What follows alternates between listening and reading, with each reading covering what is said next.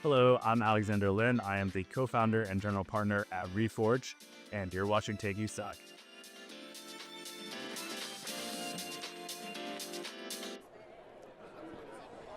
2 minutes to go into the close. Markets expected to finish for the final tail of the tape, not just in negative territory, but at session lows. A bit more aggressive selling here in the last half hour or so for the S&P 500. That plus the Dow plus the NYSE composite indexes all finishing yesterday's session in record high territory. Not so much the tail of the tape for this Wednesday, January 7th, the first trading Wednesday of 2026. Healthcare and discretionary, those are your outperformers of the 11 sectors in the S&P 500. Though we are seeing losses to the downside today, led by utilities, industrials, and materials. Welcome to the show. They're all fired up to go. Welcome to the broadcast. You're watching Taking Stock. I'm your host, JD Durkin. Mere moments away from the ringing of the iconic closing bell down here at the big board. Volatility up on the day. Yields are down. The oil benchmarks are down as well. Both WTI and Brent not quite down to their 52-week lows, but not very far off. Precious metals, gold and silver down on the day as well. And the crypto majors, Bitcoin, Ethereum, and Solana, all selling off in today's session. More than 2%. This crowd is fired up and ready to go. We got SKO 26 here at the big board. I can't even hear myself think, because this is what it's all about. Time now for the closing bell from the New York Stock Exchange.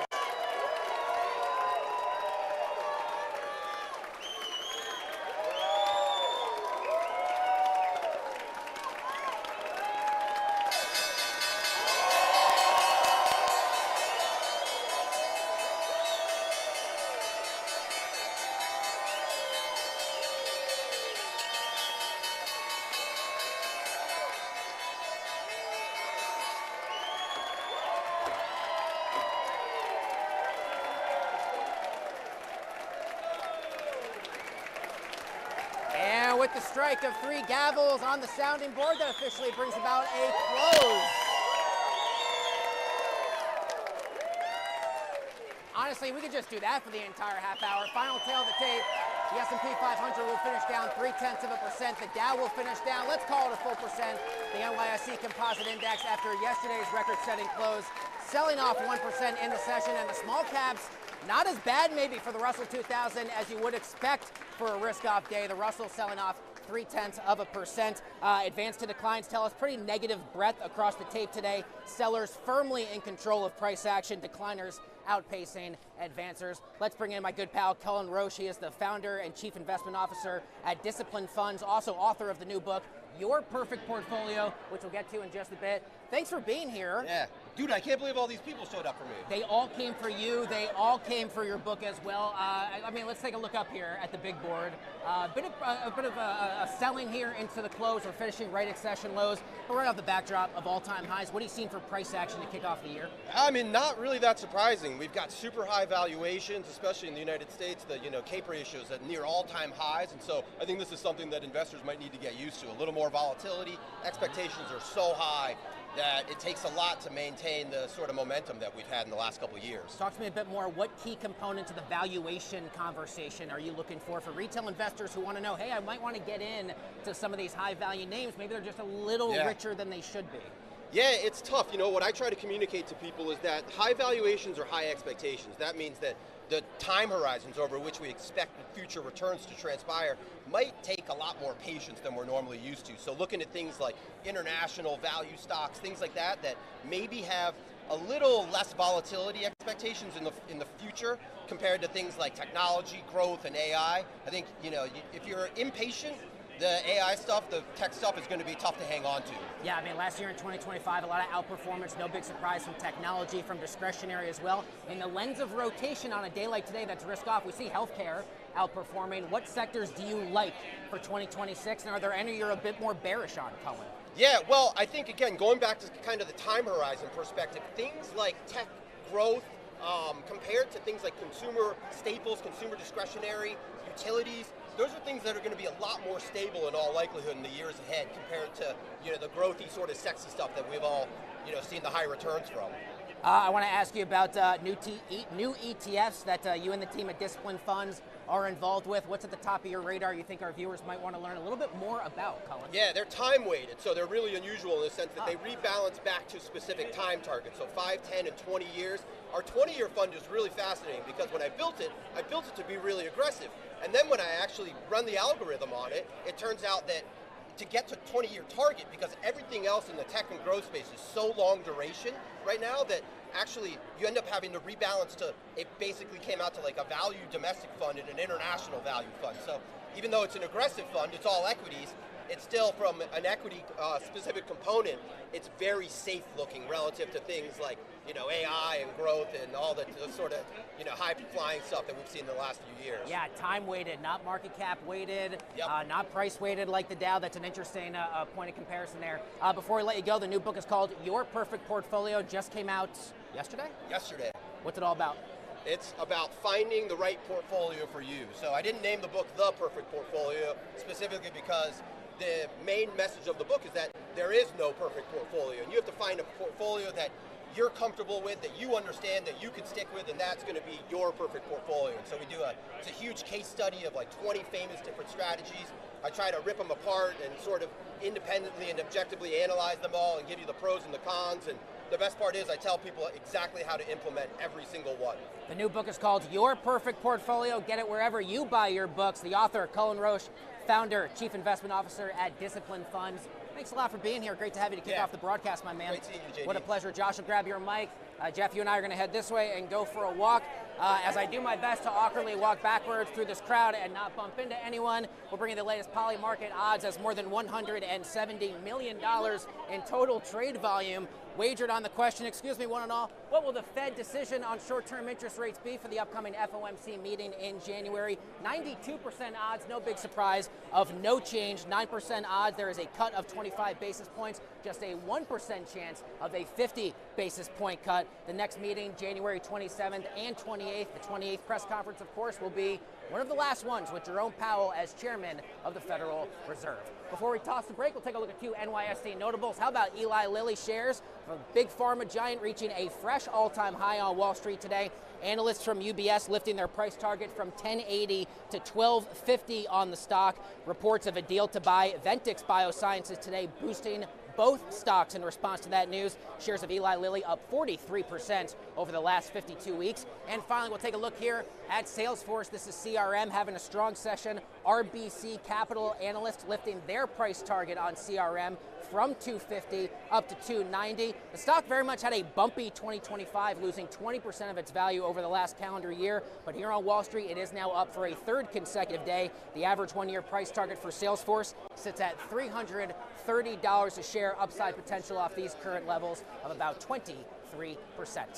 Last week down here on the trading floor of the big board, I sat down with Joe Benaroche. He is the head of media partnerships, content, and distribution here at the New York Stock Exchange to talk all about the launch of a show called Taking Stock.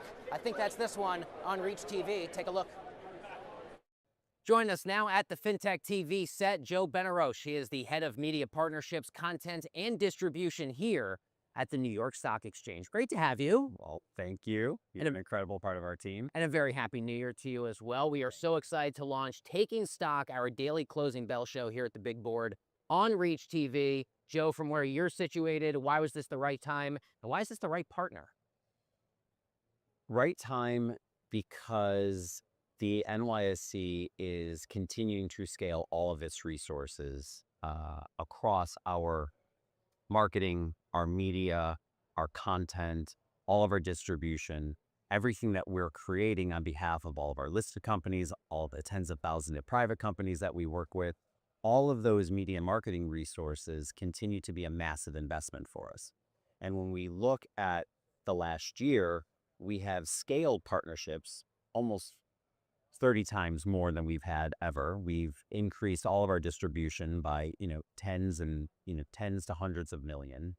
And Reach TV is a natural part of that extension, considering where the business community ultimately rests. If you think about all of the travel, everywhere that they have all of their locked-in already distribution network, Reach TV is a perfect extension. So if you put us on paper, we're automatic partners.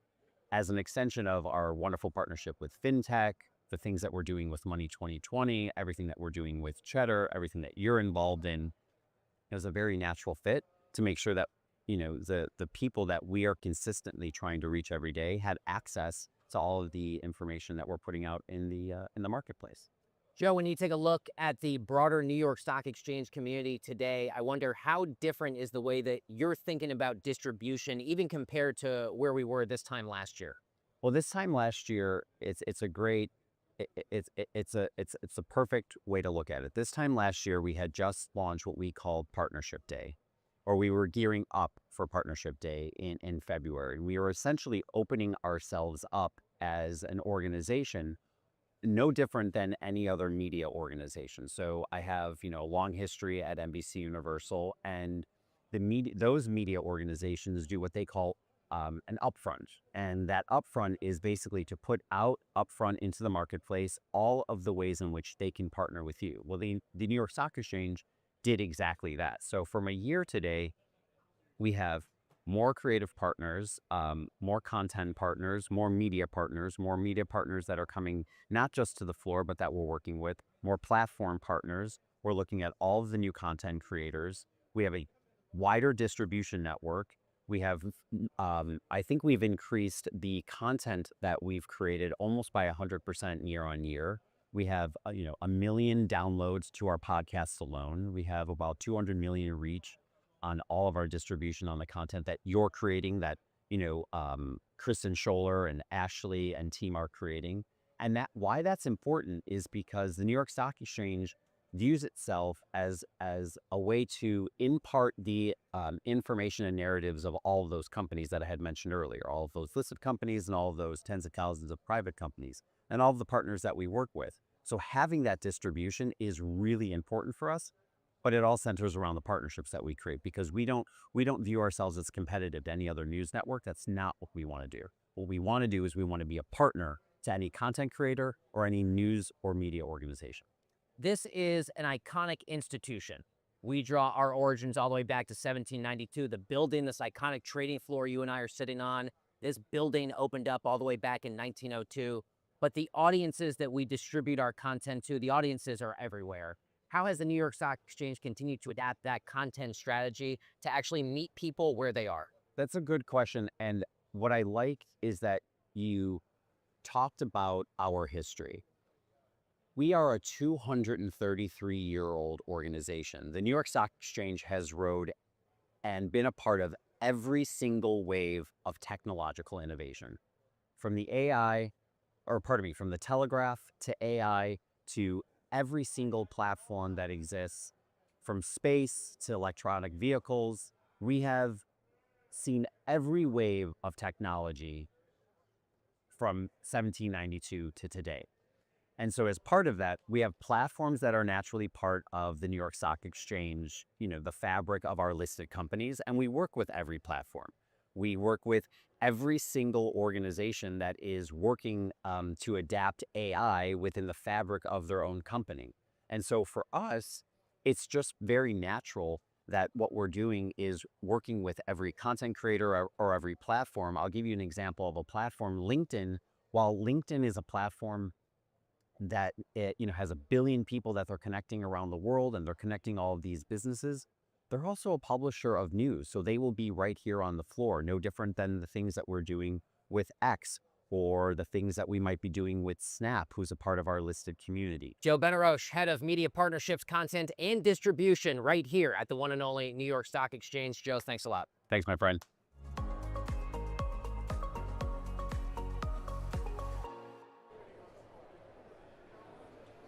Welcome back to the show. Time now for the latest headlines you need to know on this Trading Wednesday in the worlds of fintech, cryptocurrencies, and artificial intelligence. First up, the crypto majors all selling off quite a bit here on Wall Street today.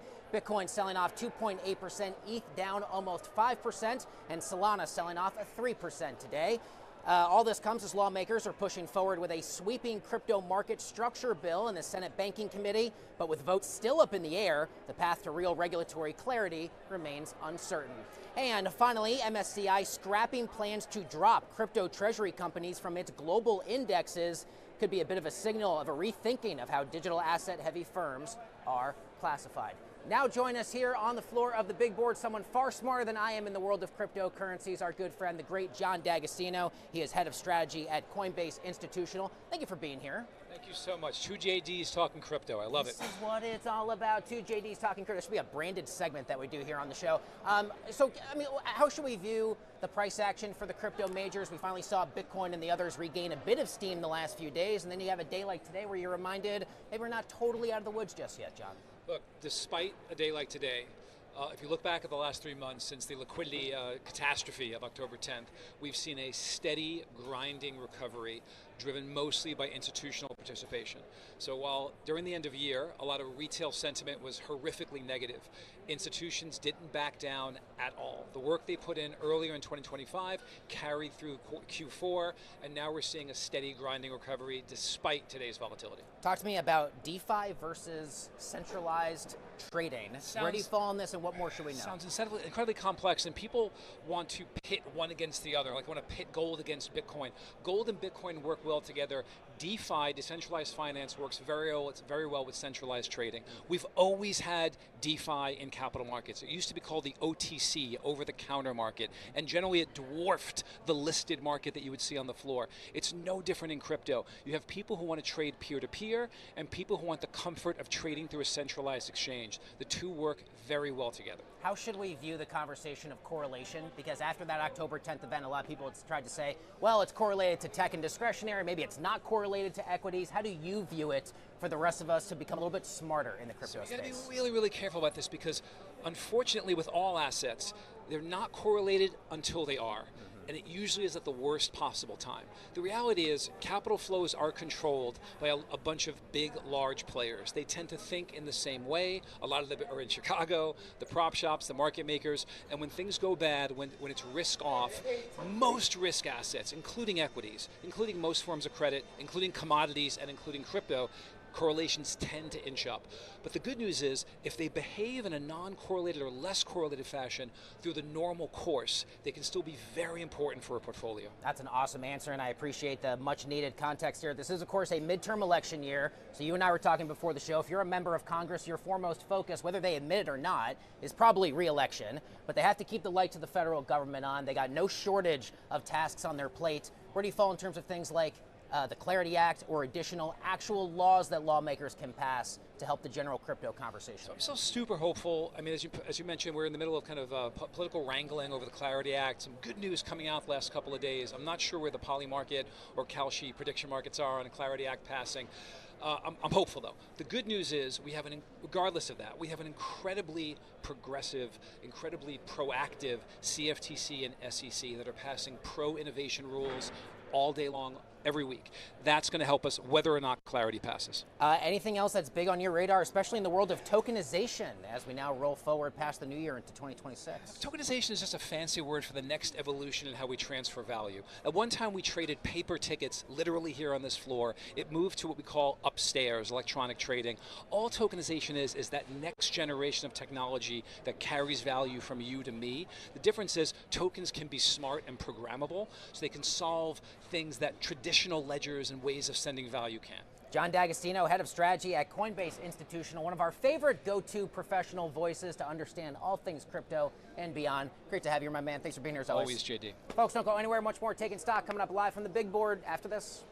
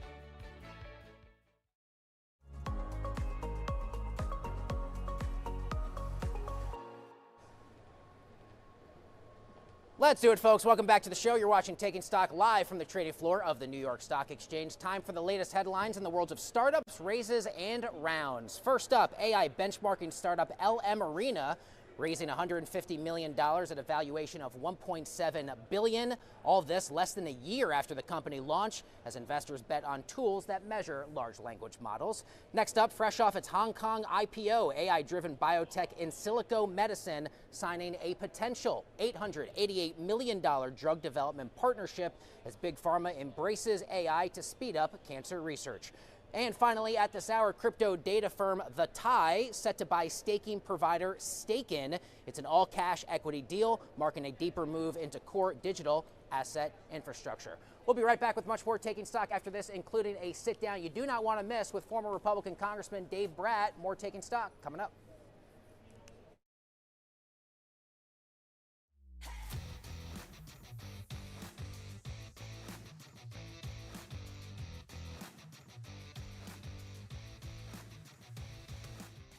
Hey, welcome back. David Struzeski here with FinTech TV. So excited to have David Brat with me here today. Yeah. Longtime contributor to the War Room with Steve Bannon. Yeah. Going years back. Yes. So, Dave, I'm really excited to have you here on FinTech TV. Yeah. Here at Money 2020. Yeah.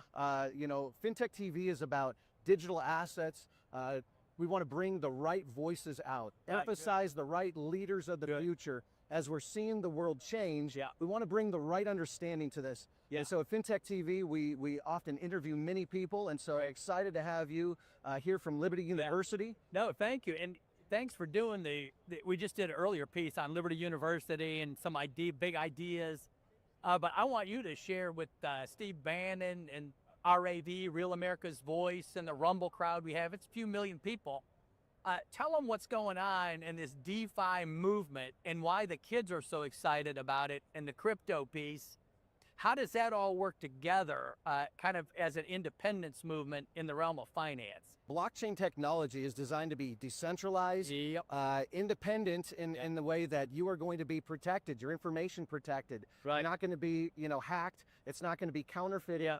And ultimately, it's going to provide more efficient and effective ways of doing like average everyday things. What blockchain technology ultimately represents right now is the future of how these things are coming together. So That's incredible.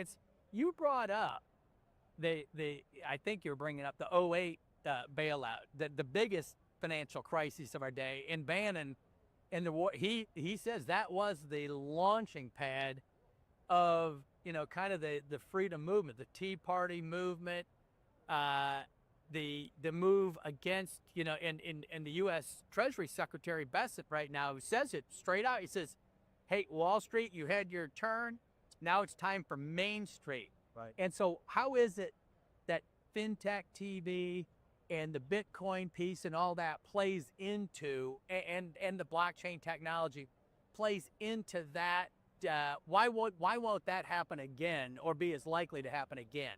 well, the system has so much leverage in it right now Yeah. that things just kind of get out of control. In fact, Yeah. just recently, the banks were able to lower their reserve requirements once again because the Fed's not dropping rates in a way that's fast enough. Right. So ultimately, Powell allowed them to go deeper into debt with fewer reserves. So blockchain is one for one. It's Yeah. backed up. And so you've got somebody that you want to send money to, or let's just say that we even want to buy a piece of real estate. Right. You know, you and I like each other, but Yeah. we don't even have to like each other. Right. You know, I've got a house, there's property that's involved. 100%, What we're going to have is a clean exchange. Right. And ultimately, Web3 is going to be able to put together the mortgage component on this. It's going to get the utilities components Right. I've been integrated. hearing that. Unreal. And so It's unreal. then once we integrate that with AI, Yeah. which is going to be able to make things more efficient and effective, Yeah. ultimately we have a real system that's going to, I don't know, it's just going to be a lot more efficient. Thanks for what you guys do. Give the War Room your coordinates. How do they get a hold of you guys? Yeah, hey, you can find us on FinTech TV. We are actually the Truth Plus business outlet channel, and so we've got news coming to you every day. You can see us in the airports. You can see us in the hotel rooms all over the place. And so over 50 million people are watching us regularly. Man, wow. Congratulations, brother. Thanks for sharing Liberty and the ideas. It's great. Pleasure's mine. Thanks for having me. man.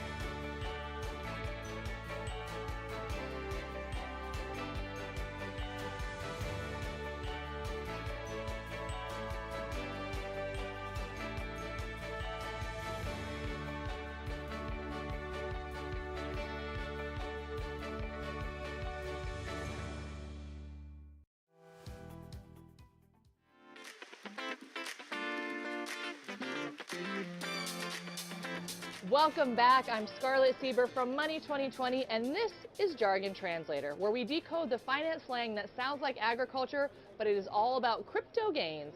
Today's term, yield farming. Yield farming is basically earning interest on your crypto by lending or staking it in DeFi platforms. You lock up your tokens, and in return, you get rewards, usually in more tokens. Think of it like putting your money in a high-yield savings account, except instead of at a bank, it's a smart contract running on the blockchain. Why do people love this? Because the returns can be wild, sometimes way higher than traditional banks. We're talking double-digit APYs that make your 0.01% savings account look like a joke.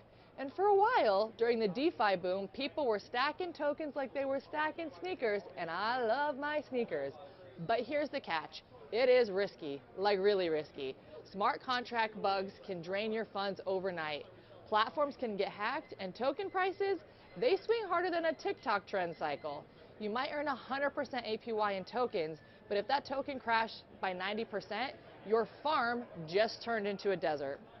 And then there's the impermanent loss, a fancy way of saying you can lose money even while providing liquidity. It's like planting seeds and watching the soil disappear. This is brutal. Yield farming exploded during the DeFi summer of 2020 when everyone was chasing insane returns. Today it's still around, but the hype has cooled as regulators start paying attention and investors realize free money usually comes with the fine print. Next time you hear yield farming, don't picture tractors, picture crypto hustlers chasing APYs like their trending TikTok sounds. Yield farming, when your money works the fields, but sometimes the harvest is just weeds. And that is your jargon translated. Hello and goodbye. Have a good night. We'll see you tomorrow. Woo!